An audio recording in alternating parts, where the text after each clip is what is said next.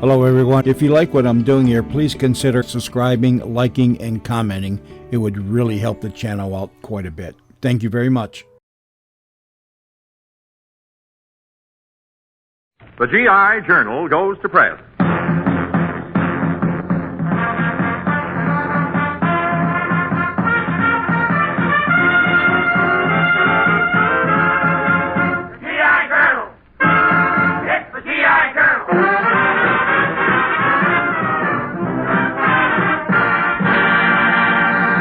Yes, sir, it's the GI Journal again, your radio newspaper of the AEF, the paper that prints the jokes and poems sent in by you men overseas. Men,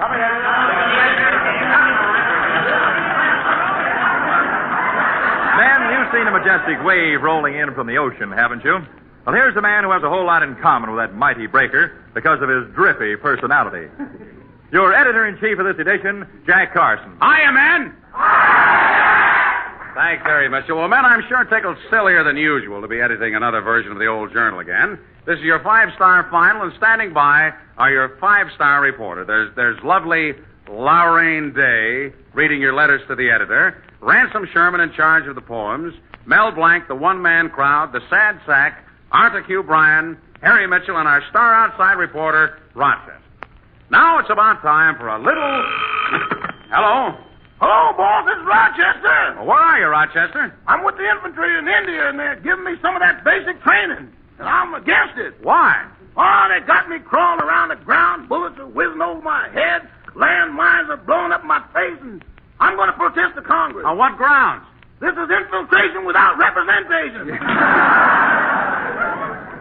Turning quickly to the music section, we find Kay Kaiser's orchestra ready and waiting with a solid standby. The old professor himself isn't here to give the downbeats, but he shipped us a couple of trombone players and things, so let's see what comes out.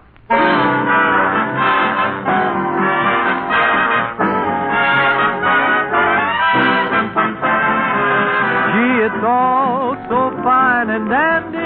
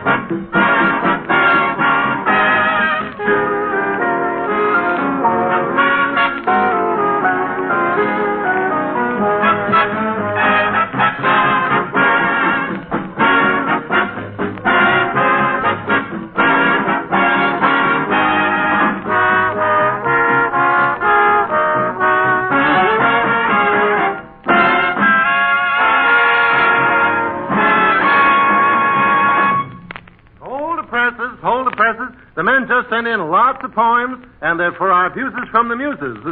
Well, read them, Ransom Sherman. Thank you, Jack Carson. Okay, Ransom Sherman. Okay, Jack Carson. Okay, Ransom Ransom Sherman. Okay, Jack.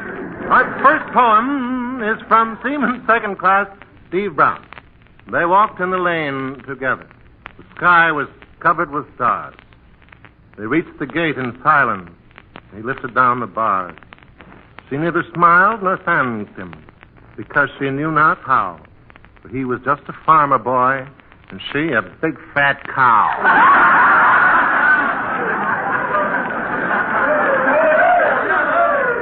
Thank you, Ransom Sherman. Forget it, Jack Carson. Those men are really mailing those limericks in lately. Ah, they certainly do. Jack Carson. Next poem from Private Nanny Hayes. All right, read it, Ransom Sherman. I will. Jack. Carson. Shot an arrow into the air. It fell to earth, I know not where. Statement of charges. Thank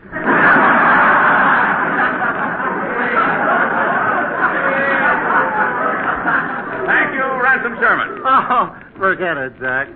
Carson, it was sent in by Sergeant Roddy Law. This one. I like the golden sunset. I like the summer breeze. I like to win a little bet. I like to see girls' knees.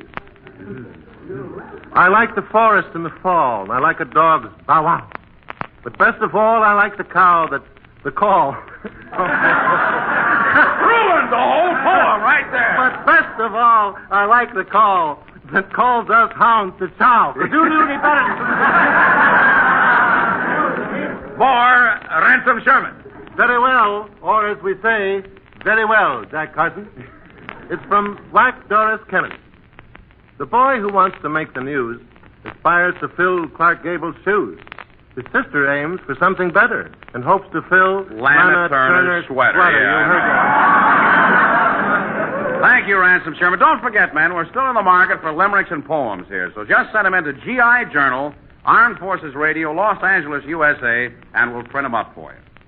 And now, we flip through a few more reams of paper and come to the sports page. And for the first time, the GI Journal takes you to the races at Hialeah. The stands are filled with madly screaming spectators. The noise of the crowd is overwhelming. The fifth race is just about to begin. The horses are now walking onto the track. High above the track, way up in the stands, two wild-eyed spectators are discussing the race with frenzied enthusiasm. Hello.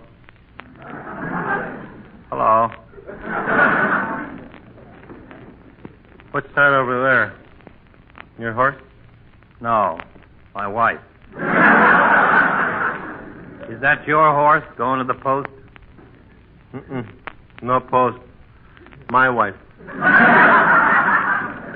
Is that the main grandstand behind her? No. That's still my wife. Say, there's a pretty filly. Yeah. Has a pretty sweater, too. Do any betting today? Put $2 on a horse's nose. What happened? Horse bit me.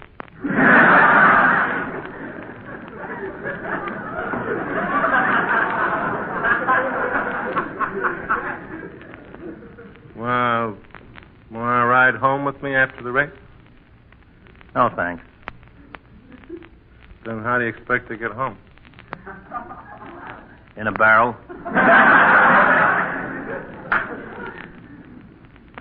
I'm hungry. Me too. Think I'll get a hot dog.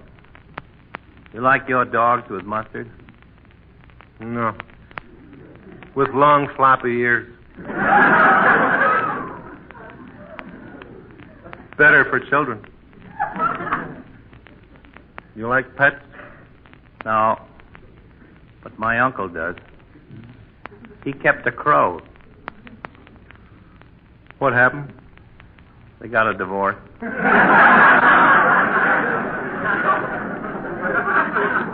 Time to place another bet.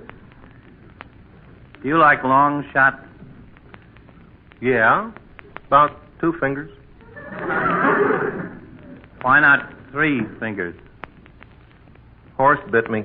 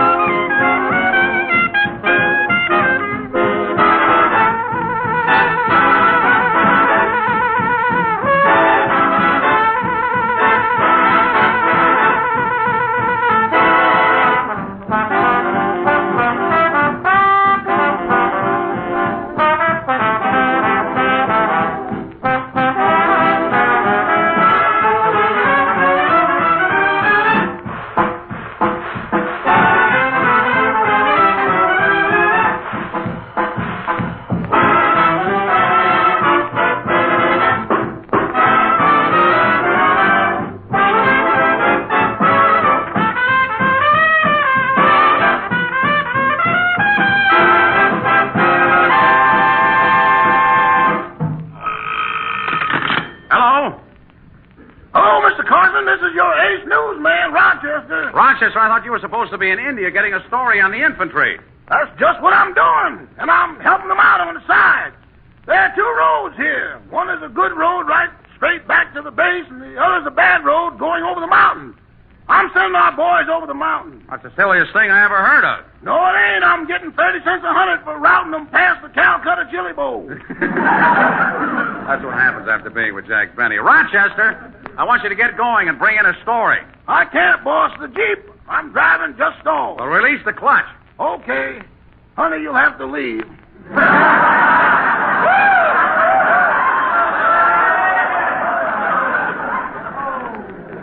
Rochester, is your car still stalled? Yep. Well, take out the carburetor and look at it. Looks okay. Take out the spark plugs and look at them. They look okay. Well, now take a look at the generator. Wait a minute. Looks all right to me. Well, if everything's all right, start the car. How can I? It's scared all over the joint. Oh. Where are you now, Rochester? I'm with the infantry. We're walking, and we're looking for someone. Well, who are you looking for? The guy who said the army can travel on his stomach. Well, it's time to ink up the music rollers once again. And this time, Sully Mason tells us about the girl he left behind. And this is particularly for Private Russell Cater at APO 936.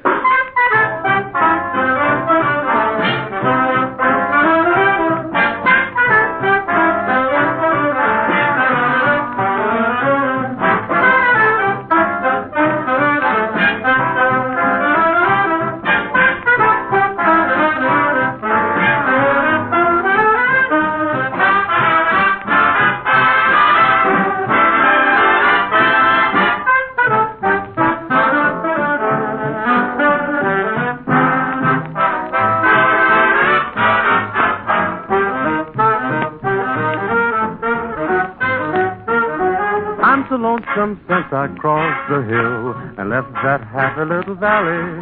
Such weary thoughts of that my heart do fill since parting with my little Sally. Oh, I seek no more the fine and gay, for they but all remind me how swiftly hours did pass away with the girl I left right behind me.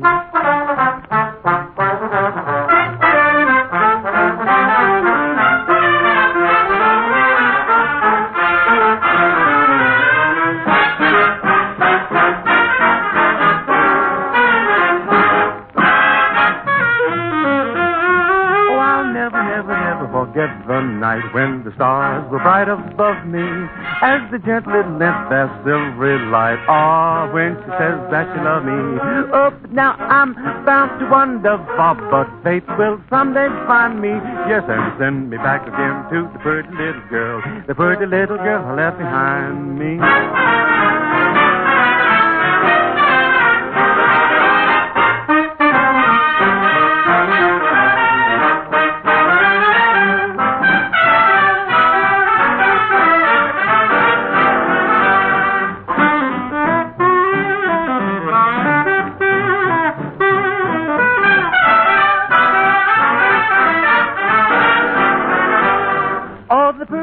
That I left behind. Yes, the pretty little girl. Oh, the pretty little girl I left behind me.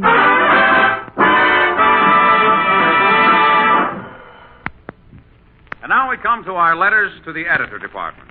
Here to give them the reading they deserve is lovely, glamorous, shapely Lorraine Day.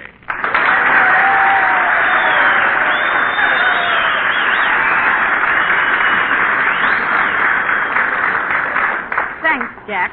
I appreciate what you say. That's all right. I appreciate what I see. You know, Lorraine, I've followed your picture career very closely.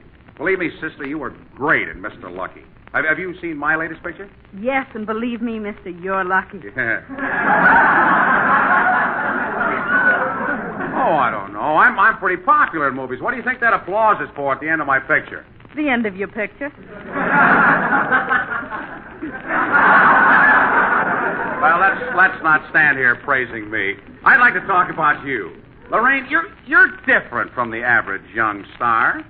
You're different from the average young star, too, Jack. I am? Yes, you're older. Yeah.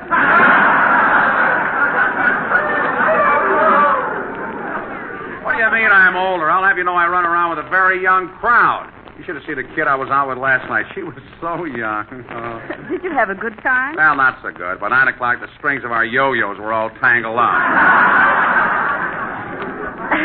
Tell me, Jack, what did you do before you got into pictures? Don't tell me you haven't heard La Rain. I spent some of my best years in vaudeville. I wondered what happened to them. This day, I'll have you know that I played every theater in the country just before vaudeville died. Really? Yes. In fact, I still make personal appearances in some of those same theaters. Sort of like the murderer returning to the scene of his crime. Yeah. No. Not at all. By that time, I was on the legitimate stage. I still remember the first part I ever had in a play. All week, I studied my part. Mr. Hogan, will you pass the tomatoes?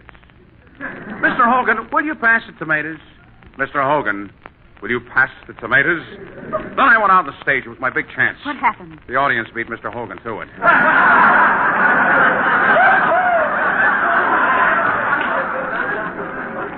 Well, Jack, how about getting to our letters to the editor? That's a good idea, gal. Who's the first one from? From Corporal Jimmy Metcalf, in poetic style, too. Oh, pity, pity, Private Jones and Dowd. They never could learn. In combat, two's a crowd. There's a good lesson. Something there. Yes, men. Don't bunch up. It's too good a target. Now, our next letter is from Captain Paul Word, somewhere overseas. Quote, I think there should be a word for outfits like mine where the Army Service Forces pass.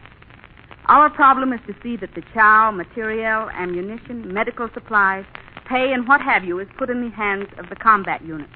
It's teamwork. We bring it up, they use it.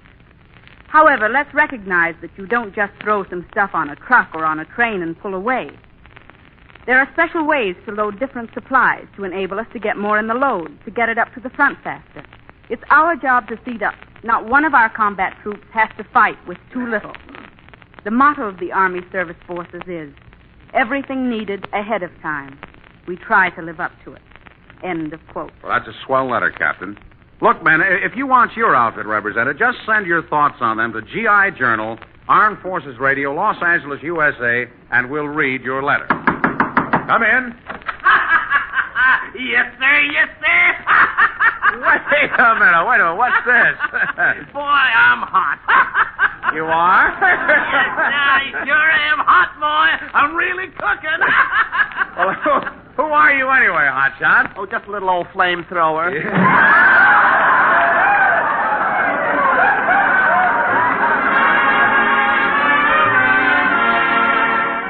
Headlining our weekly pinup page is gorgeous Georgia Carroll. For the boys at APO 708, Georgia sings, I'll Be Seeing. I'll be seeing you in all the old familiar places that this heart of mine embraces all day through. In that small cafe, the park across the way, the children's carousel, the chestnut trees are wishing well.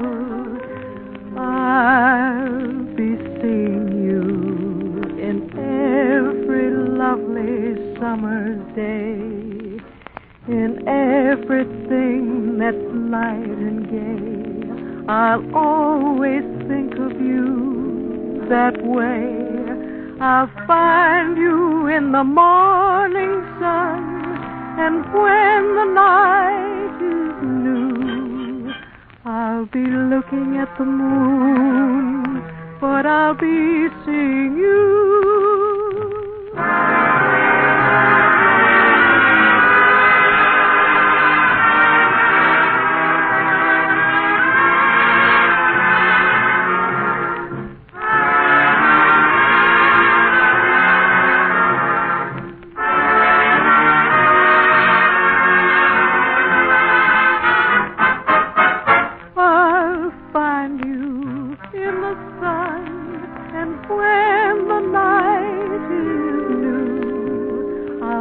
looking at the moon, but I'll be seeing you. And now... Pardon me, Mr. Carson, but isn't this a good time to answer the well-worn wetters? Yes, this is a terrific time to answer the love-worn wetters. What's the first one? What does the first one say? Well, it's from a soldier in England. He writes as follows. Dear love-worn editor.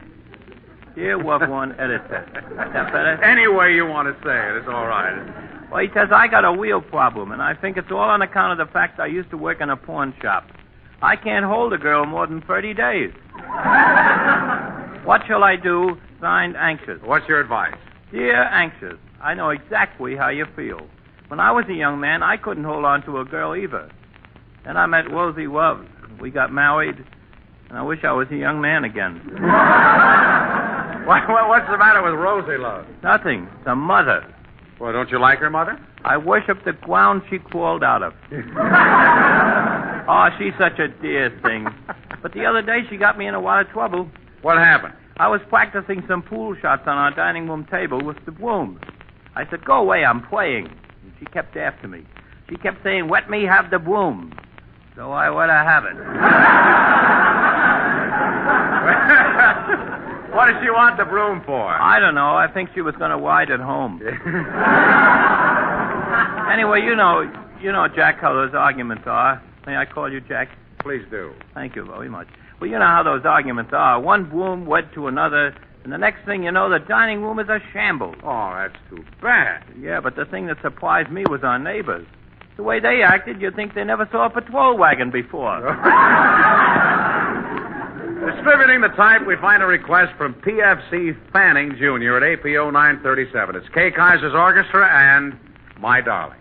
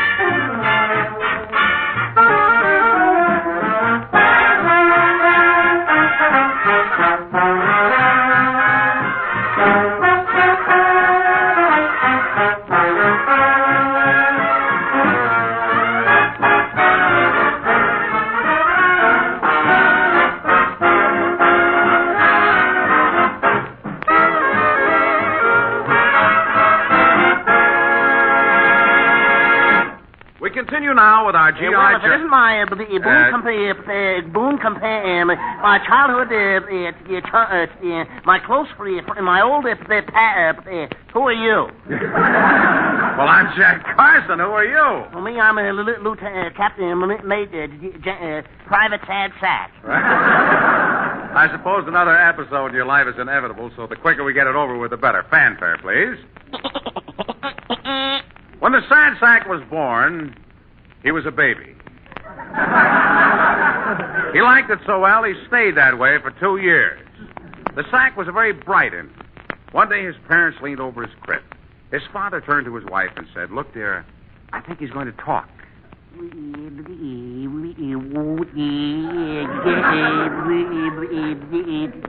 Who can talk? I'm only a baby.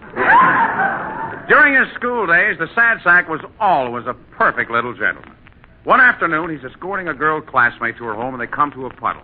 Always the little cavalier, the sad sack says, I'll lay my coat over the puddle, and you can walk across. Oh, thank you. Here I go. Guess I should have taken the coat off, huh? In spite of his dull youth, the sad sack grows up into a mental giant. One day he reaches the top. The sack is a guest star on Information, Please.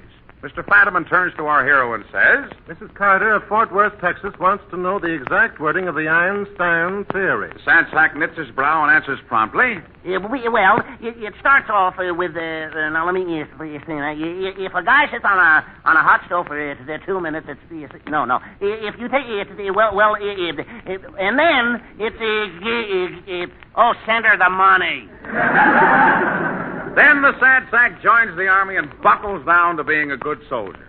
He isn't a bit nervous when the sergeant comes into the barracks and says, Sad sack, if you can't name the general orders, you go on detail for the cavalry.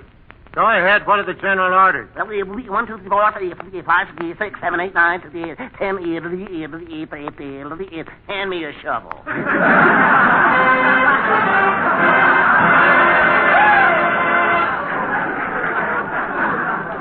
The linotypes click off another musical column for Corporal Paul J. Herzog at APO 696. It's Kay Carson's gang giving out with Besame Mucho.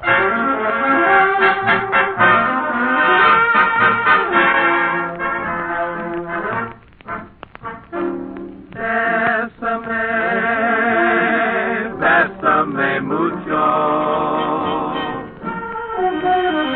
Each time I cling to your kiss, I hear music divine.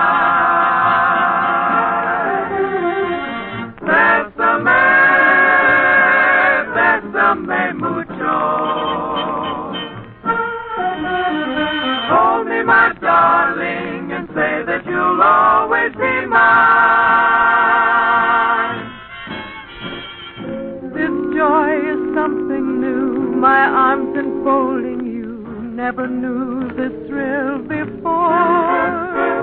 You ever thought I'd be holding you close to me, Whispering it's you I adore, dearest one, if you should leave me. Each little dream would take wing and my life would be through.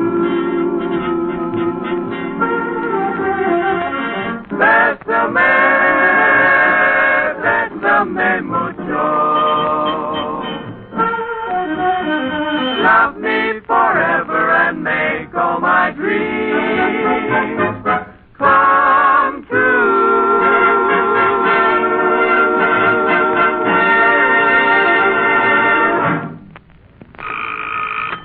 Hello? Hello, Mr. Carson. Well, I'm at the service club now trying to entertain the men. I've sung for them, I've danced for them, and now I'm stuck. I don't know what to do next. Well, can you play the piano? What? The piano. Sorry, I'm not familiar with ivories when they come in a big group. Well, then, that brings us down to Hold the presses. Hold the presses. Okay, Ransom Sherman. A very fine definition just arrived from North Africa. A definition of what? Definition of a desert. Desert. Miles and miles of swamp with all the juice squeezed out. We're going to take a powder now, but I'll be back soon. In the meantime, remember what old Shellback says. Every time you waste something, Mac, you're wasting shipping space, which might be used to help end the war sooner. This is Jack Carson saying, so long.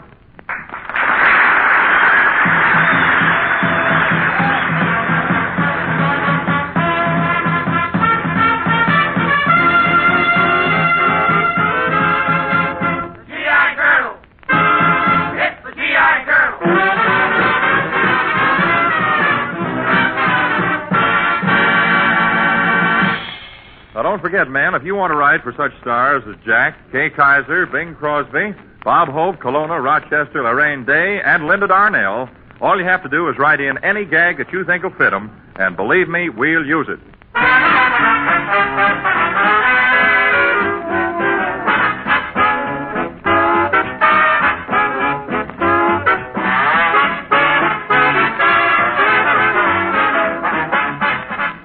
This is the Armed Forces Radio Service.